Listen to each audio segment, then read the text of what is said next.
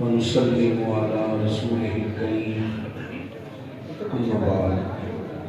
أعوذ بالله من الشيطان الرجيم بسم الله الرحمن الرحيم وإن كنتم في ريب مما نزلنا على عبدنا فأتوا بسورة من مثله وادعوا شهداءكم من دون الله إن كنتم صادقين صدق الله العظيم إن الله وملائكته يصلون على النبي يا أيها الذين آمنوا صلوا عليه وسلموا تسليما الصلاة والسلام عليك يا سيدنا يا رسول الله وعلى أصحابك يا حبيب الله الصلاة والسلام عليك يا نبي الله وعلى آلك وصحبك الحمد والصلاة والسلام. دوستوں بزرگوں بھائیوں بالخصوص اسٹیج کے جلوہ فراز حضرات علماء کرام مشائخ اساتذہ ہمارے یہاں کا صاحب نے اس خوبصورت نشست کا اہتمام فرمایا ہے اور قرآن مجید کو حفظ کرنے والے طلباء کی دستار کا آج انہوں نے اہتمام کیا ہے. اللہ اساتذہ کی محنت قبول فرمائے, یاد کرنے والوں کو یاد رکھنے کی توفیق عطا فرمائے. آپ لوگ اطمینان سے تشریف رکھیں. ویڈیو فرض نہیں ہے دین میں, مطلب جو ضروری کام ہے اس پر سارے دوست ویڈیو بنائیں گے تو تقدیر کس نے سننی ہے؟ مہربانی کر کے 2-4 بنا لیں, یہ بڑے کیمرے سے بن لیجیے, یہ لے لیجیے گا. لیکن مطلب ویسے بھی کبھی مجاہدوں کے رنگ بدلتے ہیں نا, کبھی کوئی چیز مجاہدہ ہوتی ہے, کبھی کوئی. آج کل میں دوستوں کو ایک مجاہدہ بتاتا ہوں. میں کہتا ہوں آپ نے مجاہدہ کرنا ہے کہ 20 منٹ پورے موبائل جیب میں رکھنا ہے. دیکھیں بھلا اس مجاہدے میں آپ کامیاب ہوتے ہیں. اطمینان سے بیٹھے بچوں کو اشارے سے چپ کرائیں, اشارے سے بول کے آپ مہربانی کریں. چند ایک باتیں عرض کرنی ہیں آپ کی خدمت میں. اتنی سونی اتنی بھری ہوئی محفل ہے. آپ حضرات تھوڑا سا, اور میں نے باتیں بھی تھوڑی سی کرنی ہے, پھر اس کے بعد انشاءاللہ دستار بندی کا سلسلہ ہے. اللہ تبارک و تعالیٰ نے نبی پاک صلی اللہ تعالیٰ علیہ وسلم کو جو معجزات عطا فرمائے ہیں ان میں سب سے بڑا معجزہ قرآن پاک ہے. دین اسلام کی حقانیت کی جو سب سے بڑی دلیل ہمارے ہاتھوں میں موجود ہے وہ قرآن پاک ہے. جو چیز بہت زیادہ کسی شخص کے پاس رہتی ہے وہ بہت زیادہ قریب آ جاتی ہے, اس کی طبیعت میں اس چیز کی قدر نہیں رہتی. آپ دیکھیں گے کہ جو لوگ یہاں سے چلے گئے نا مستقل بنیادوں پہ حرم شریف, وہ زیادہ طواف نہیں کرتے, وہ کہتے ہیں ادھر ہی ہوتے ہیں. شاید یہی وجہ تھی کہ حضرت عمر فاروق رضی اللہ تعالیٰ عنہ حج کے بعد درہ لے کے لوگوں کے پیچھے ہوتے تھے, وہ فرماتے تھے حج ہو گیا اب اپنے گھروں میں جاؤ, تھوڑا قیام کرو کر کے تمہارے دلوں کے اندر قدر باقی رہے. قرآن مجید مکمل ہے, کامل ہے, اکمل ہے.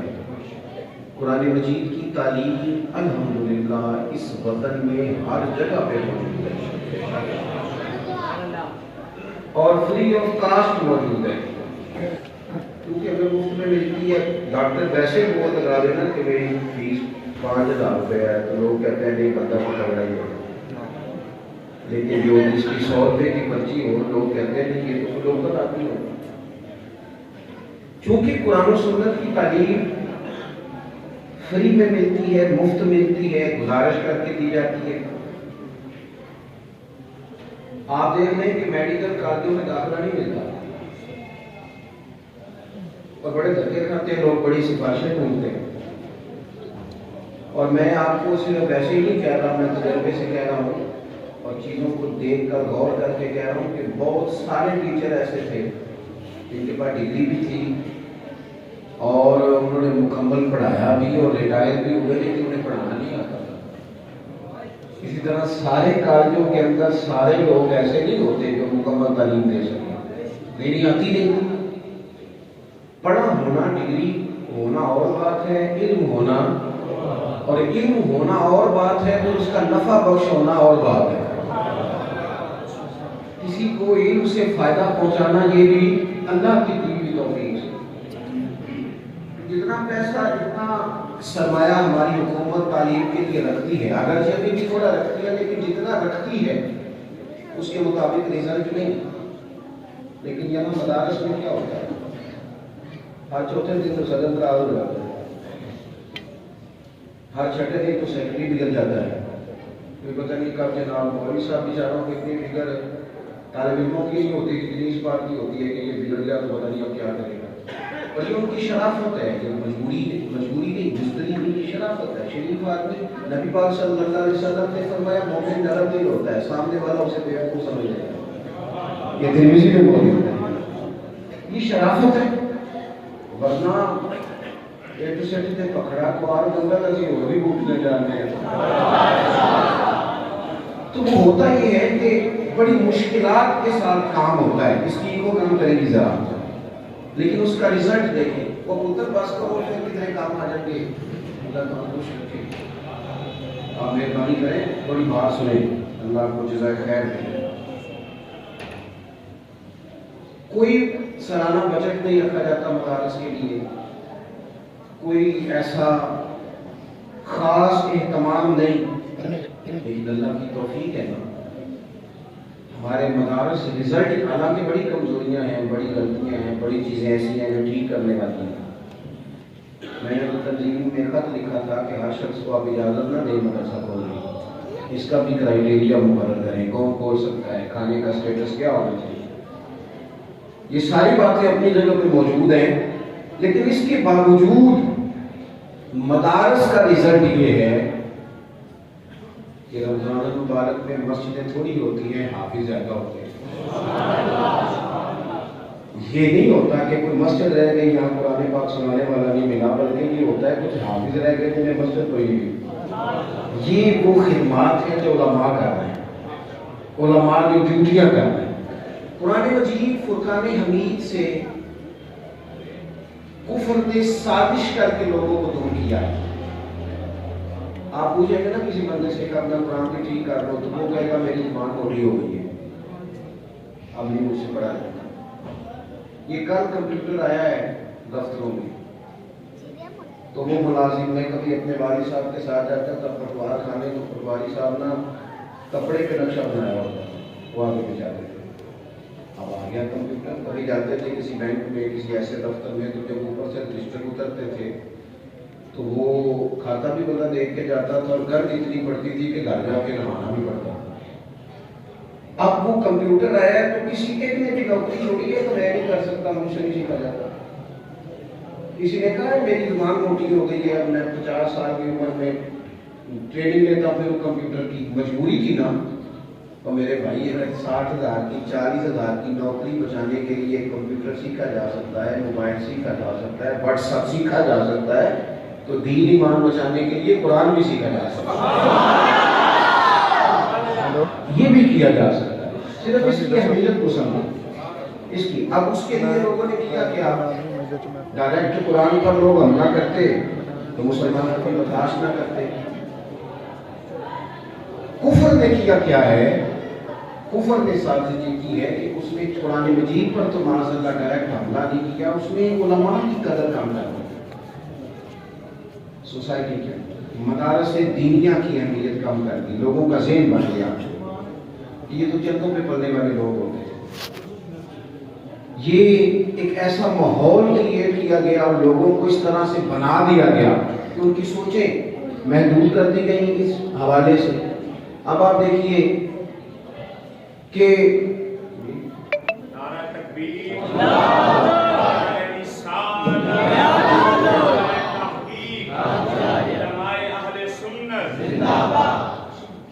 تو حضرات میں نے دعائے کریمہ قرآن مجید کی پڑھی، اور جو بات میں نے شروع میں کی کہ قرآن پاک نبی پاک صلی اللہ تعالیٰ علیہ وسلم کا سب سے بڑا معجزہ ہے۔ آپ دیکھیے اللہ کریم نے فرمایا جب مکے کے کفار ایک بات عام کرتے تھے، وہ تو اس بات کو ماننے کو تیار ہی نہیں تھے کہ حضور کا وحی کے ساتھ رشتہ ہے، وہ تو معاذ اللہ بالکل تسلیم نہیں کرتے تھے۔ اور انہوں نے جو مین چند چیزیں لوگوں کو گمراہ کرنے کی حال ہوتا نا، اپنے آپ میں کچھ کہانیاں بناتا ہے،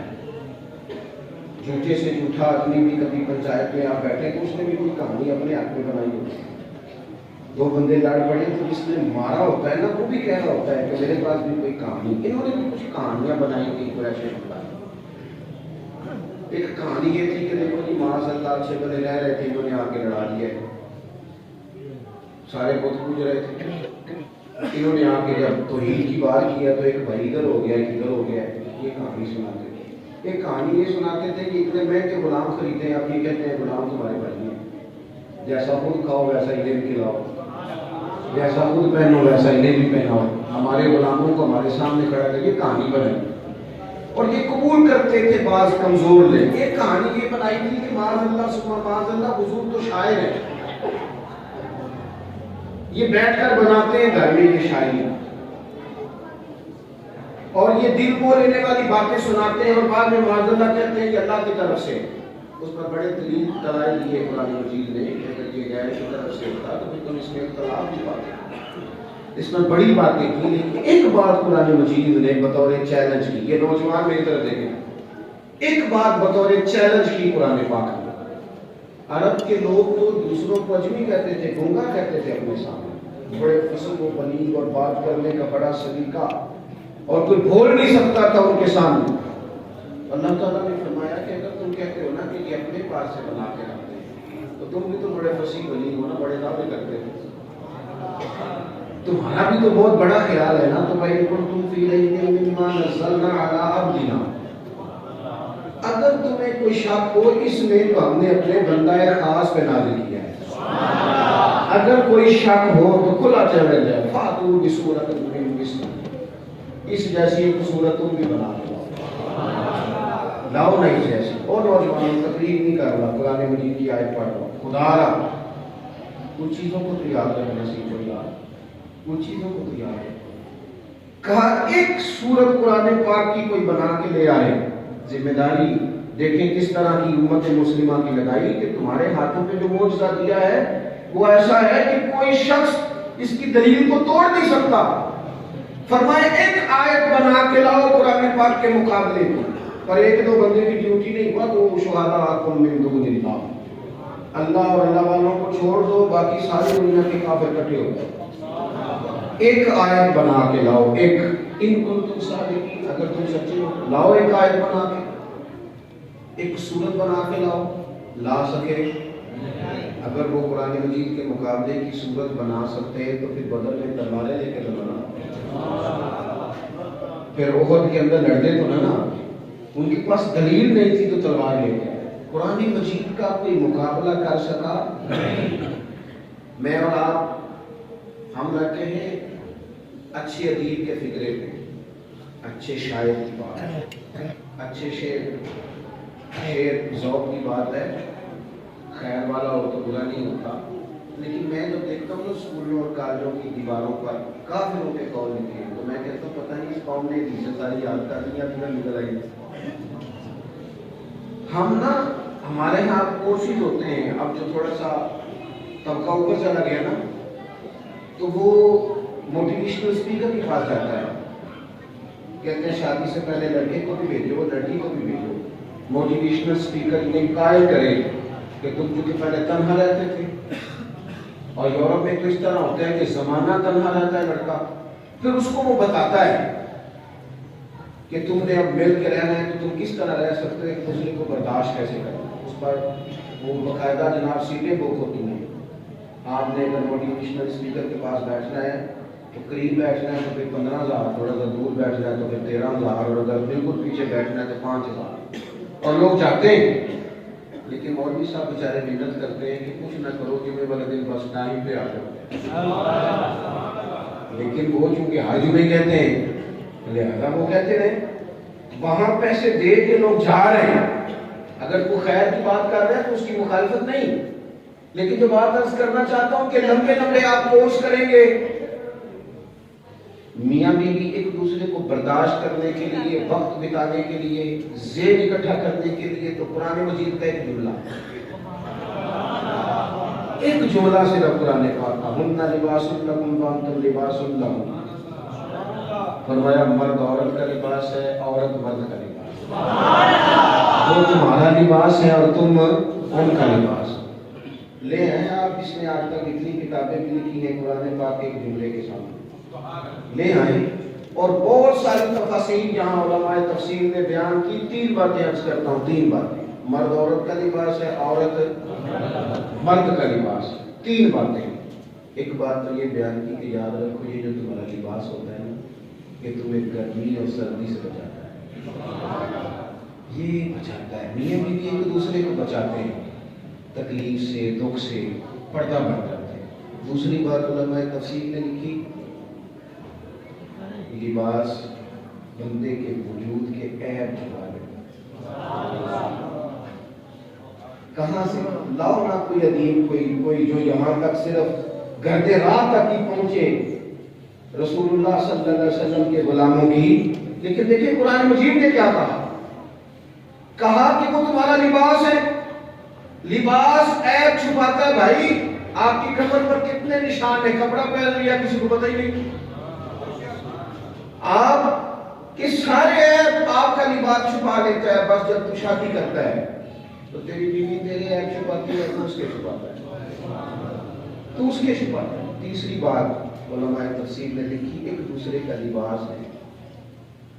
میں آپ سے عرض کروں،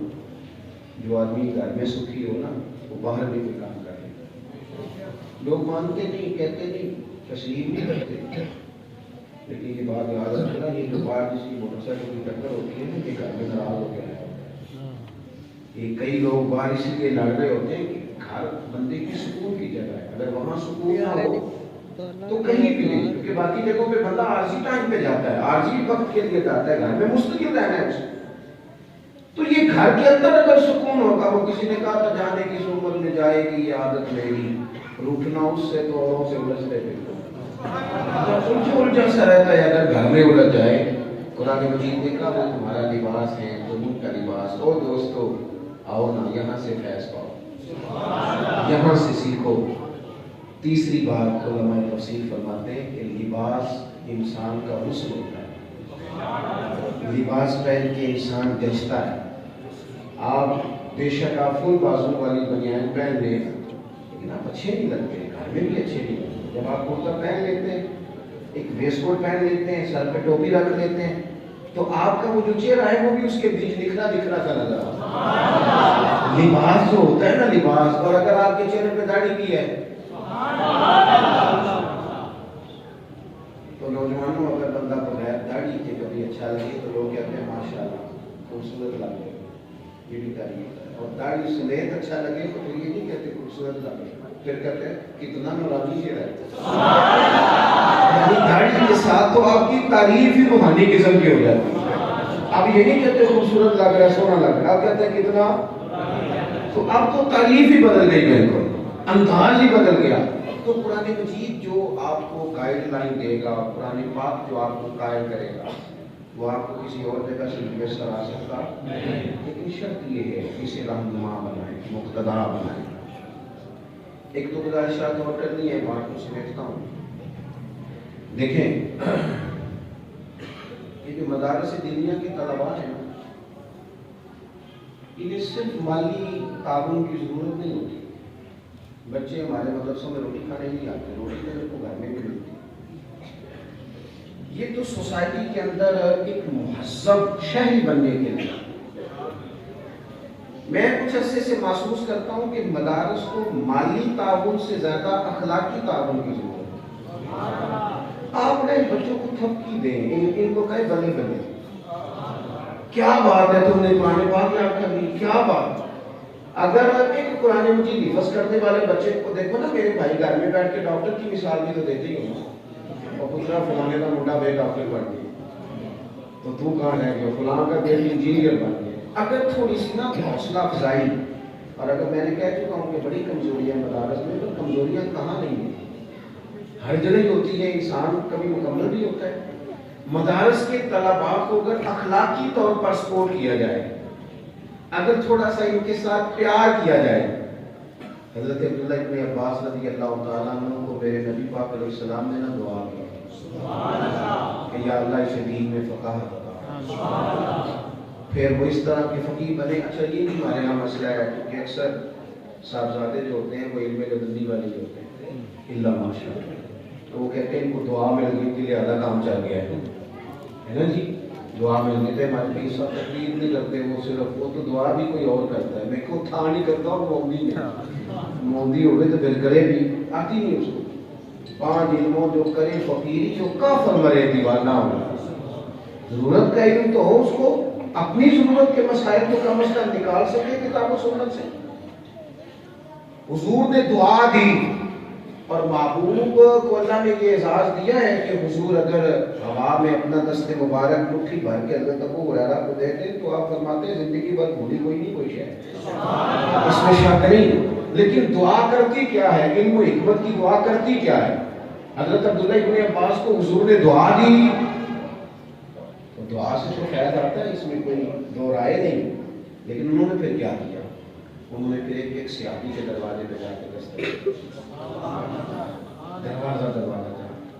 اور یہاں تک بھی ہوا کہ حضرت ابی بن کعب رضی اللہ تعالیٰ عنہ کے دروازے پہ ہو جاتے تھے تو دستک نہیں دیتے، کہتے تھے نہیں استاد کو تکلیف نہیں دے، دروازے پہ بیٹھتا ہوں وہ اپنی مرضی سے باہر آئیں گے تو پھر میں اسے پڑھوں گا۔ کہتے کبھی یوں بھی ہوتا، ان کے گھر کا دروازہ صحرا میں کھلتا تھا، اور کبھی یوں بھی ہوتا کہ میں تھک جاتا بیٹھے بیٹھے تو میں اپنے ہی مامے کو تکیہ بنا کے ان کے دروازے پہ لیٹ جاتا،